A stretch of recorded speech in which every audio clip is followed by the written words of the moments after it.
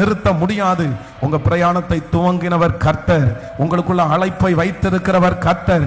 அவர் வாக்கு கொடுக்கிறார், யார் தடுத்தாலும், கப்பலுடைய மாலுமியே தடுத்தாலும், 100க்கு அதிபதி தடுத்தாலும், உங்களை காப்பாற்றுகிறதற்கு கர்த்தர் அந்த இடத்துல ஒரு ஆளை கர்த்தர் அனுப்பி அவர் செய்ய நினைத்தது தடைபடாது.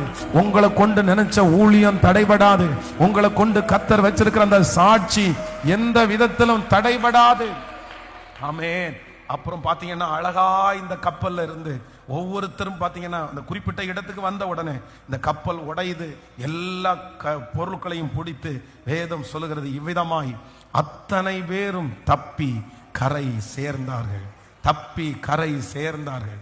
எல்லாரும் கரை சேர்ந்த உடனே அதற்கப்புறம் அப்போஸ்தலனாகிய பவுலுடைய ஊழியம் சிறப்பாய் ஆரம்பிக்குது, மகிமையா ஆரம்பிக்குது. நான் நம்புறேன், அவர் செய்ய நினைச்சதை யார் தடை பண்ண முடியும்? உங்களுடைய விசுவாச கப்பலில் கர்த்தர் ஏறி இருக்கிறார். இந்த பிரயாணத்தில் ஆண்டவர் இருக்கிறார். நான் முடிக்க மாட்டேனோ என்று சிலர் பயந்து கொண்டிருக்கிறீர்கள். நான் எப்படி முடிக்க போறேனோன்னு நிறைய பேர் பயந்து கொண்டிருக்கிறீர்கள். உங்க பிள்ளையை குறித்து கர்த்தர் கொடுத்திருக்கிற அந்த தீர்க்க தரிசனத்தை நிறைவேற்றுறதுக்கு முன்னாடியே நான் முடிஞ்சிருவேனோன்னு நிறைய பேர் நினைக்கிறீங்க. இந்த ஓட்டத்தில் நான் கடைசி வரைக்கும் போக முடியாதுன்னு நினைக்கிறீங்க. ஆனா கர்த்தர் மட்டும் இன்றைக்கு இந்த நாளில் உங்களை பார்த்து நேரடியா வாக்கு கொடுக்கிறாரு.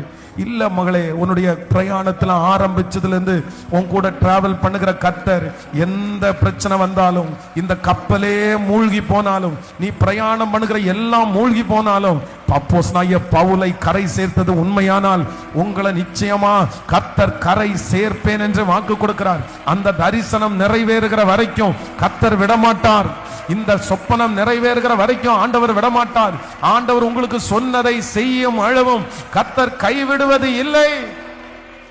ஹல்லேலூயா. நற்கிரியை